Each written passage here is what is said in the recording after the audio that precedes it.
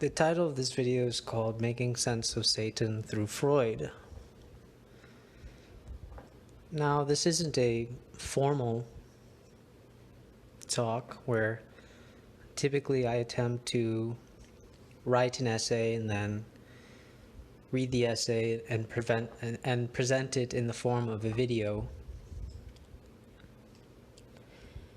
But this is more of a provocation, you could say, and how to look at and how to view the mythological Satan through Freud and the concept that Freud brings into psychoanalysis. For those of you that have been watching my videos, you all know that I have been reading, and currently am still reading, The Interpretation of Dreams by Sigmund Freud. What I love about the book is that Freud really breaks down how the mind constructs dreams. And Freud comes to realize that dreams can take a latent wish or a latent thought, and for those of you that don't know what that means, it's basically a hidden thought that is not quite known to the consciousness. It is still hidden in the unconscious. And so when we have dreams, what Freud would call the manifest content, the content that we remember when we wake up about the dream, this is what Freud would call manifest content. However, in Freud's theory, he begins to realize that not all dreams are quite straightforward. Sometimes they have really disparaging and very sorrowful content of suffering and negative affects within the manifest content. And Freud begins to realize, why is this the case? And what I actually found interesting was that Freud started theorizing that there is a censor going on. There is a displacement, and it disguises the wish, the latent thought, and it turns it into its opposite, the manifest content.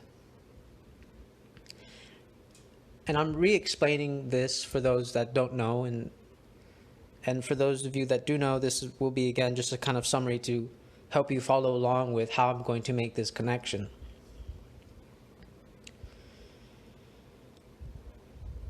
And again, Freud sees this displacement and he calls it a censor. Now, the censor is what, in some sense, disguises the wish, right? And his theory about every dream is a wish fulfillment is what he's trying to justify here, and he's trying to make an argument against what seems like a contradiction to his theory. And this, of course, is when he comes up with the idea of displacement and disruption, that there is a censor that does this. Now, you see where I'm heading at here, hopefully. And what I'm going to try to make is that the mythological Satan is in fact this censor that disrupts and displaces from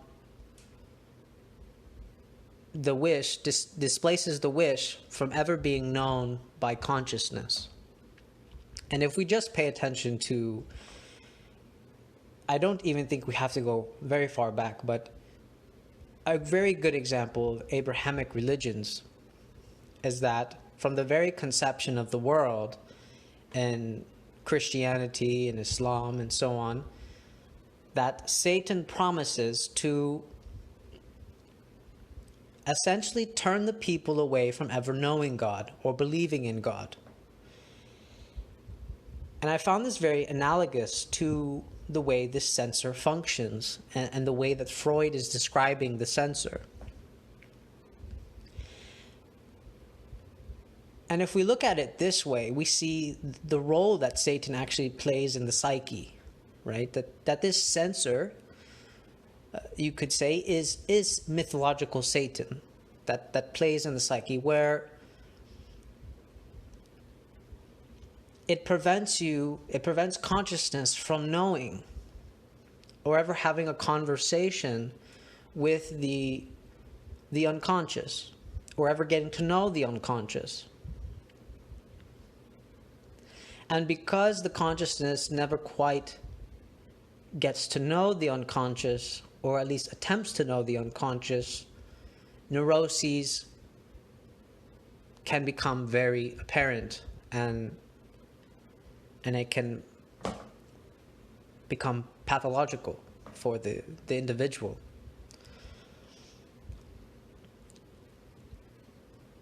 And it's also interesting when we take this into account, that Satan could be the censor in the psyche, where it prevents you from actually knowing the unconscious. Because when we look at more primitive ways of healing, when people would have a neuroses, we would call it some kind of soul retrieval, right? Where the shaman would have to go in and bring back the individual soul that was lost. And of course, there's within the Abrahamic religions this idea of exorcism, where you have to exorcise the demon, the thing that prevents the individual from realizing who they are. In some cases, they're not themselves, right? And this censorship, this blocking off from the dialect between the conscious and the unconscious, I would say, is in fact what prevents us from seeing and getting to know ourselves. And we can look at mythological narratives where in the Bible it says, getting to know me is knowing yourself. Knowing God is knowing yourself.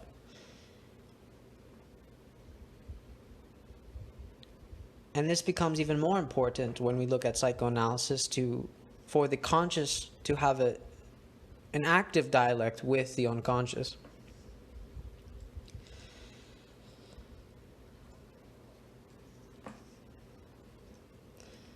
And I really found myself intrigued by this idea of how the mythological Satan would apply to psychoanalysis, and what is the role that it would take. And what I really enjoyed looking at was Satan's role in the Bible is to fool people into thinking that this world is all there is. And to put it in psychoanalytic terms, that all there is the manifest content. And that there is no latent thought, latent wish, there is nothing else to be found. Everything is here, the manifest content, and that's it. And this is what we would call, in Abrahamic religion, a disbeliever, right? That all you believe is the manifest content, and there's nothing else besides the manifest content of what we would call reality. And see, that is where I brought in Satan as the one that displaces and disrupts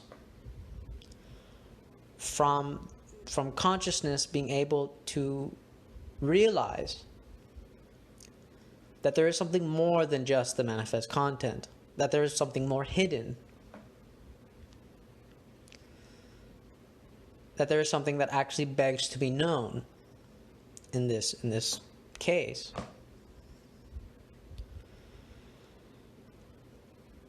However, I have been realizing that there is another censor. And I have also begun to divide unconscious in two manners. Something Cadell has also been theorizing. But it actually became very apparent to me when I was reading the story of Moses and Khidr in the Islamic narrative in the Quran. And I came to realize that there is the censor of Satan, but Satan only prevents you from knowing the unconscious that is capable of being known. Or to put it in better terms, the potential of being known. But the other censor is the one that prevents the consciousness from fully knowing the unconscious. This censor, in a sense, wants to act as the guardian that the unconscious wants to remain unknown. And I've been trying to make sense of why there is an aspect of the unconscious that wants to stay permanently unknown. And Freud does allude to this in the interpretation of dreams, where, in some sense, bringing that into consciousness would be too much to bear for the individual.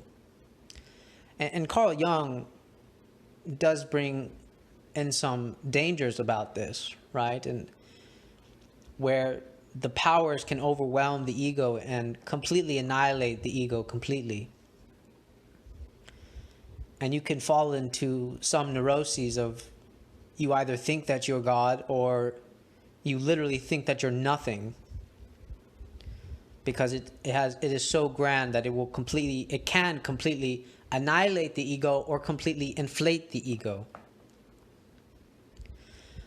But I have a suspicion even what Carl Jung proposed was even then just a little bit of what is unknown about the unconscious. That they were able to bypass a little bit of that censor, but overall, it really shows you how dangerous it is to have access to it, or to have full access to it. And I don't think you ever can, because you don't want to. And there's many mythological stories to have proof of that, where actually seeing God face to face is too much. It will actually overwhelm you.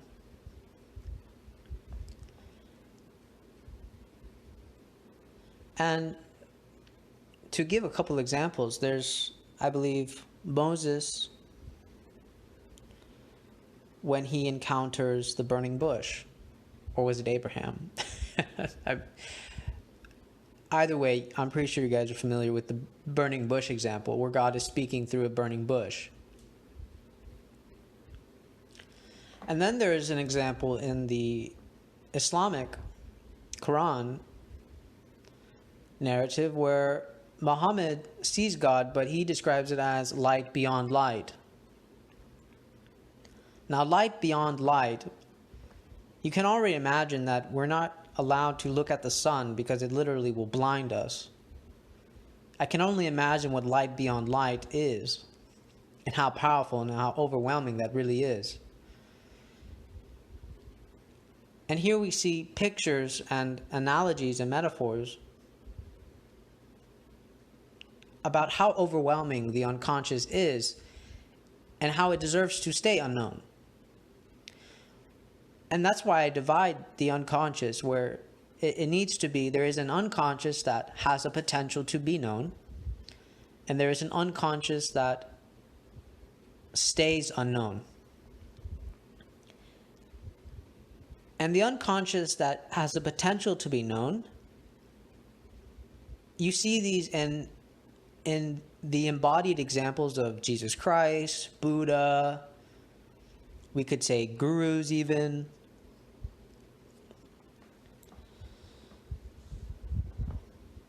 I think in some aspects, this is what it means to actually individualize. Because we all have the potential to individualize. Of course, the real battle is getting through the censor that prevents us from individualizing. Right? The mythological Satan in narrative. Now, I want to make another distinction that I don't want the confusion of pre-consciousness and what I call the unconscious known.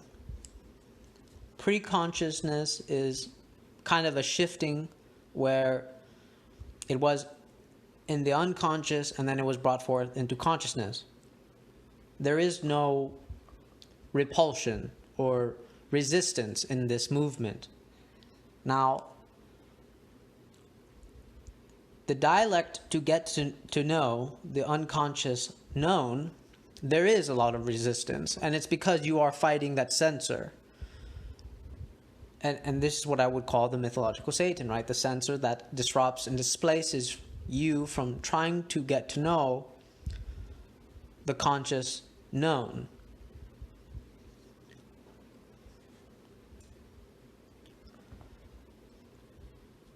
Now, I hope that clarifies, and I've made some clear examples about how mythological narrative can really be helpful in understanding the dialect between the unconscious and consciousness. Because lately I've been very fascinated with how this all functions. And in some sense, I guess I'm having a fun time getting to be the one that, when I was a child, I wish I knew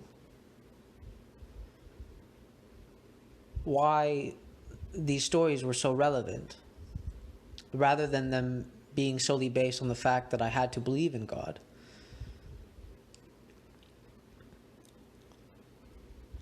But what I like about what I am doing is that you don't necessarily have to believe in anything.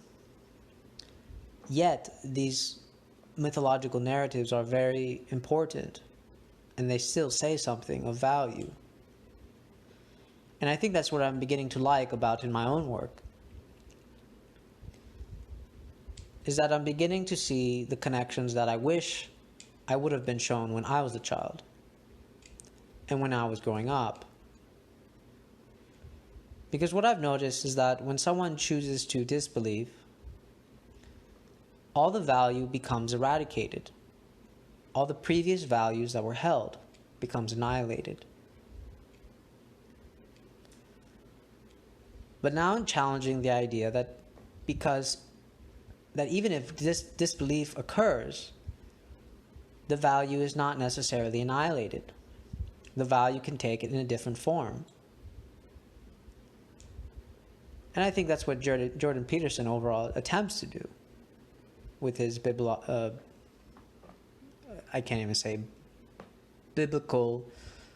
psychoanalysis of the stories.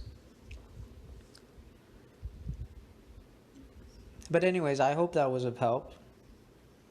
And thank you guys for listening.